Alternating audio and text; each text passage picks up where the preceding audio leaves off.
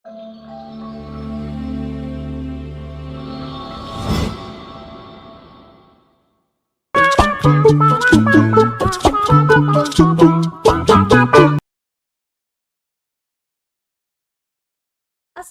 warahmatullahi wabarakatuh. Bagaimana kabarnya sahabat sehat? Semoga sahabat sehat senantiasa sehat selalu dimanapun sahabat sehat berada.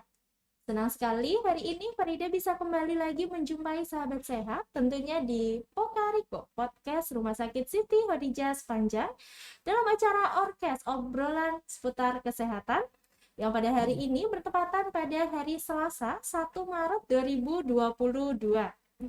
Pada hari ini Farida tidak sendiri ya sahabat sehat.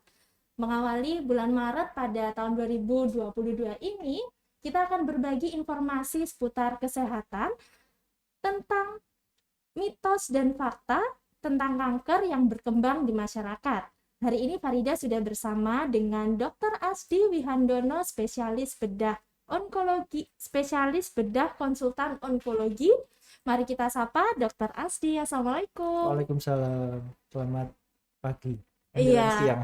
selamat siang. Selamat siang, Mbak. Oke, dokter gimana nih kabarnya, Dokter Asdi, sehat dok? Alhamdulillah. Setelah minggu lalu agak batuk-batuk, demam, Oke, sekarang sudah sembuh. Mungkin kemarin alhamdulillah sudah sehat nih dok. kemarin kayaknya rame di sosmed ya, hari gerges sedunia kan, kayaknya kita banyak sekali yang Iya, sakit betul.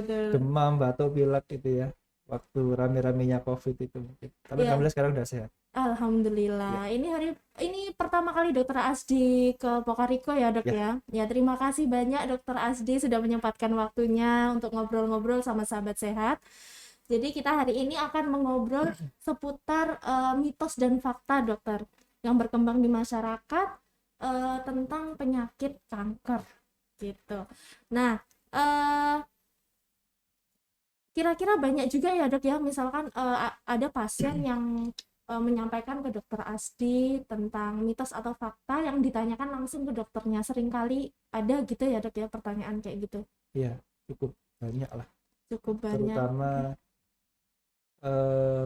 ya karena masyarakat kita kan masih percaya sama orang pinter gitu ya. Jadi bukan ke orang pintar katanya, ke orang pinter. Jadi banyak hal-hal yang mungkin perlu kita luruskan di sini, Mbak. Oke, siap. Untuk mitos atau fakta yang pertama ini dok. Ya. Nah, apakah benar air alkali atau air yang mempunyai pH tinggi itu dapat membunuh atau menghambat pertumbuhan sel kanker dok? Ya, jadi untuk yang pertama mengenai air alkali, harus dipahami dulu bahwa air alkali itu air yang sifatnya basa. Jadi pH yang basa itu ada di atas 7. Kalau air normal, air mineral normal itu kan pH-nya 7, tapi kalau air alkali biasanya pH-nya sekitar 8. Makanya kalau kita lihat air-air kemasan di toko-toko, di supermarket, itu biasanya dia ada angka 8-nya. Itu biasanya sifatnya airnya alkali. Nah, klaimnya memang salah satunya adalah bisa mencegah kanker. Tapi apa betul? Kalau dari ilmu medis, sebetulnya di tubuh kita itu sendiri pengaturan untuk asam dan basa, alkali atau asamnya itu sudah diatur oleh dua organ yang penting, yaitu organ ginjal dan organ paru-paru. Kalaupun kita minum air yang alkali yang pH-nya 8, begitu masuk ke lambung pasti nanti akan langsung menjadi asam juga, karena akan bertemu dengan asam lambung yang pH-nya itu 1. Jadi kalau kita minum air alkali pasti nanti akan dinetralisir oleh asam lambung itu. Kemudian kalaupun misalnya kita ada suatu penyakit yang membuat darah kita ini menjadi asam atau basa, pasti organ ginjal dan organ paru-paru itu akan bekerja untuk menetralisir. Jadi memang secara medis tidak banyak penelitian yang menyebutkan bahwa air alkali itu bermanfaat. Ya, jadi kenapa saya sebut tidak banyak? Karena memang pada umumnya penelitiannya itu sampelnya kecil, pada kasus tertentu saja gitu. Kalau diperiksa secara keseluruhan masih belum cukup bukti.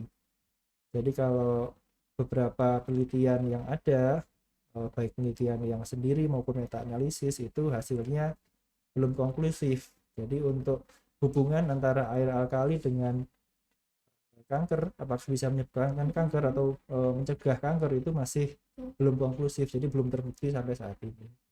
Tapi kalau dibilang apakah berbahaya atau enggak juga gitu. Jadi ya sejauh ini masih aman-aman saja, tidak ada efek samping yang serius juga. Jadi masih berimbang lah ya, antara manfaat dan risikonya masih berimbang. Cuman kalau mau dipercayai sekali kalau air alkali itu bisa mencegah kanker, itu juga penelitiannya sampai sekarang belum ada. Artinya mitos bisa dikatakan Bisa seperti dikatakan itu, mitos lah sampai sejauh ini ya, betul. karena penelitiannya belum ada yang menunjang ke arah situ.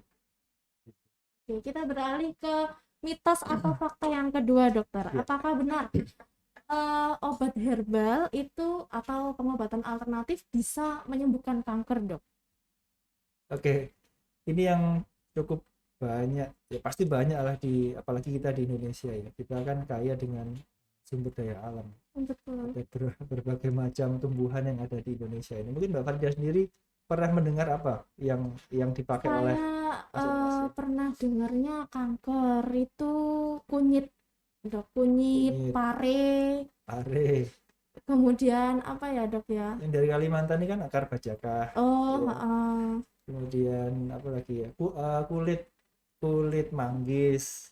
Kulit ya. manggis. Kulit manggis ada juga, ada brotowali ya, kalau di Jawa ada brotowali, ada banyak sekali yang dipercayai atau disebutkan oleh orang-orang bisa mencegah atau menyembuhkan kanker.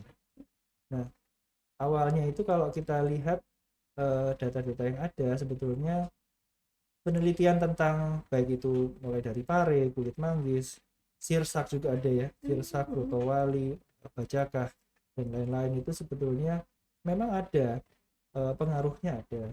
Tapi penelitian yang dilakukan itu sifatnya masih penelitian awal. Jadi pada umumnya kalau nggak di sel kanker yang di laboratorium ya, itu masih di hewan coba biasanya. Jadi dengan hewan coba atau dengan sel kanker yang ada di laboratorium, kemudian diberikan ekstrak tertentu ya, ekstrak bajakah atau ekstrak apapun itu yang seperti kita tahu beberapa tahun sebelum ini kan rame bajakah yang dari Kalimantan itu semuanya masih di fase awal.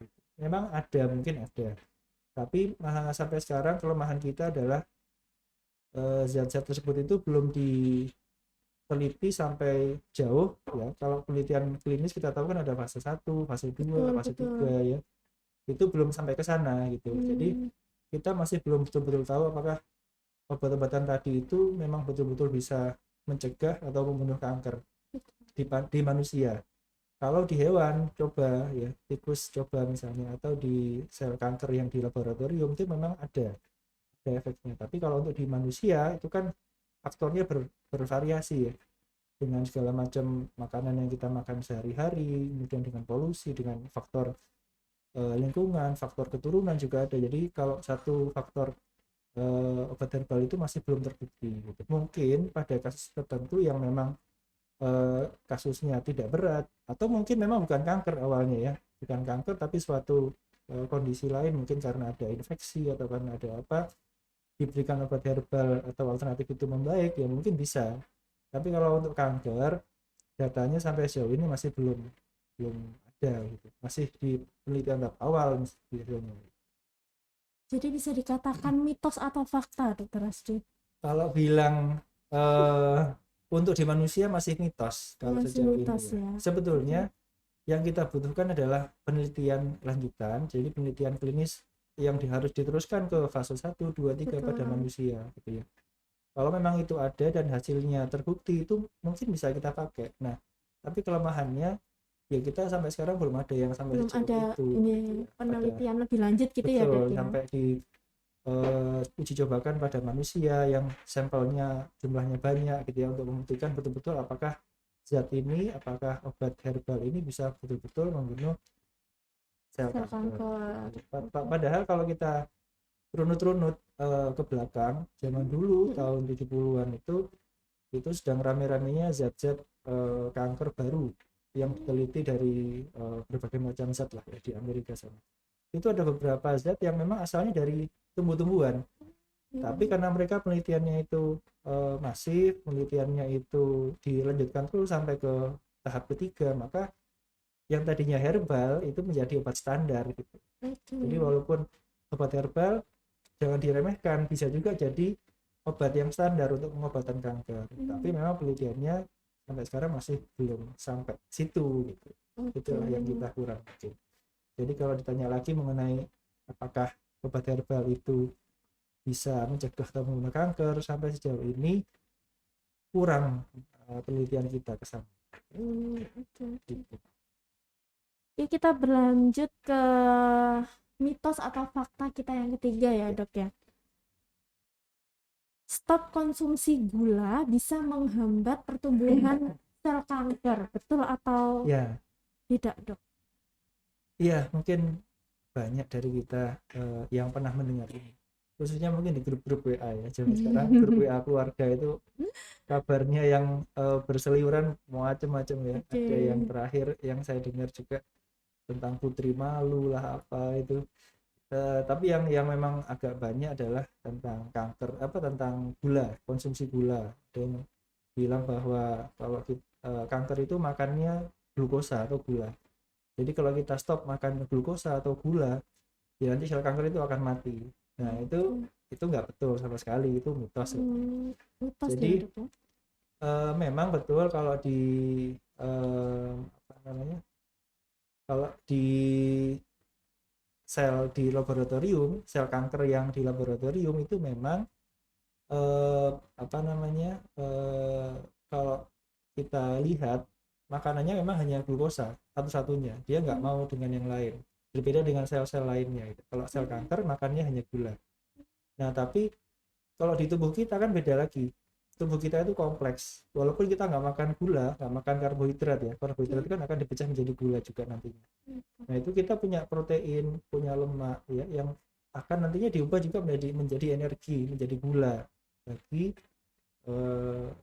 kanker itu gitu. Jadi sebetulnya kalau kita nggak makan gula sama sekali malah justru berbahaya buat kita.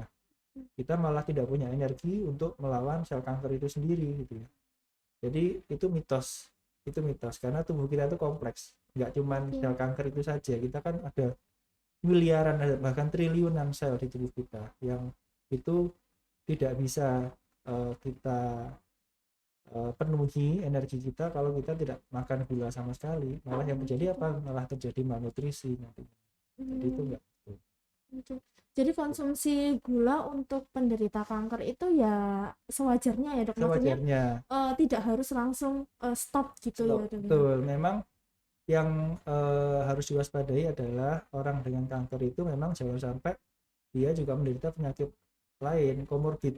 Misalnya diabetes mellitus, hipertensi, dan lain-lain. Nah itu dengan kita mengatur konsumsi gula, bukan menyetop sama sekali ya, dengan mengatur konsumsi gula kita bisa mengatur kadar insulin dalam tubuh kita, dan pada akhirnya diharapkan dengan kita mengatur konsumsi gula kita, dengan mengatur pola makan kita, diharapkan kita nanti akan bisa mencegah terjadinya diabetes mellitus tipe 2 ya.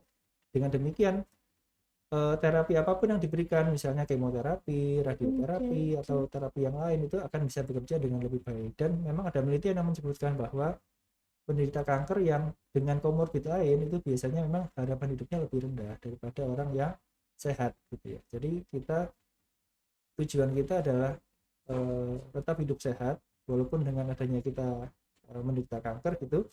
Kita tetap hidup sehat, nanti biasanya data membuktikan bahwa terapi terhadap kanker itu lebih baik biasanya, dan angka harapan hidup pada orang-orang ini biasanya lebih tinggi. Jadi tujuannya adalah pola hidup sehat, kita membatasi gula, jangan menyetop sama sekali karena kita nggak akan mendapatkan energi nantinya, supaya kita nantinya akan bisa melawan kanker itu dengan lebih baik. Oke, terima kasih banyak Dr. Asdi atas pemaparan materinya pada hari ini. Ya, itu tadi penyampaian materi terkait mitos dan fakta seputar penyakit kanker yang berkembang di masyarakat. Untuk edisi yang pertama ya, Dok, kita akan lanjutkan di minggu depan. Untuk materi selanjutnya yang sama dengan mitos dan fakta seputar penyakit kanker yang berkembang di masyarakat.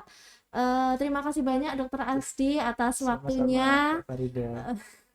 Baik, semoga bermanfaat sahabat sehat materi yang sudah kami sampaikan dan tentunya bisa menambah wawasan dan bisa diterapkan juga untuk sahabat sehat saat di rumah ya. Assalamualaikum warahmatullahi wabarakatuh. Waalaikumsalam warahmatullahi wabarakatuh. Review, Mbak.